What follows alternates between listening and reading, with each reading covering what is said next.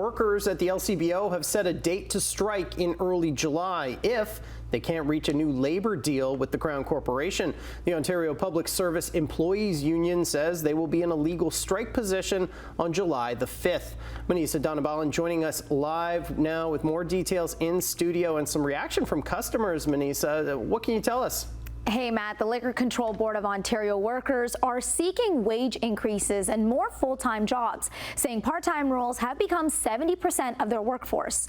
The union, which represents about 10,000 workers with the LCBO, is fearful of job losses after Premier Doug Ford's government announced plans to open up the alcohol market to allow convenience stores and all grocery stores to sell beer, wine, and ready-to-drink cocktails. Some of those changes are set to take effect this summer. The LCBO said it wants to avoid a strike, but adds it will ensure continued customer service during a work stoppage. Workers recently voted 97% in favor of a strike after their collective agreement expired on March 31st. And the chair of the union's bargaining unit says they've been meeting with the LCBO since then, but they're not listening. We also spoke to some customers today.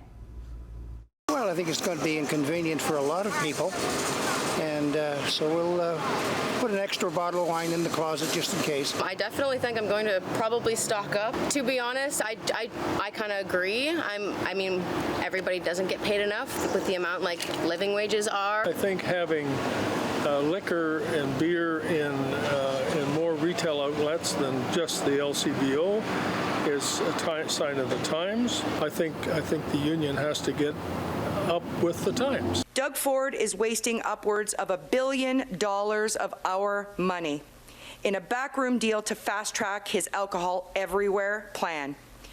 No matter how you look at it, it's a bad deal for Ontarians. Worse, this will threaten hundreds of millions of dollars in public revenues that fund public services like healthcare and education.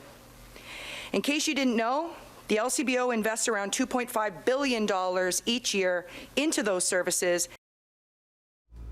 According to the union, the two sides were set to meet with a mediator today, and they have a few more meetings coming up between now and July 5th. A spokesperson for the Ministry of Finance says they're disappointed, and while they hope the union works constructively at the negotiating table, they've never been more committed than now on their promise to deliver more choice in convenience, grocery, and big box stores. Matt?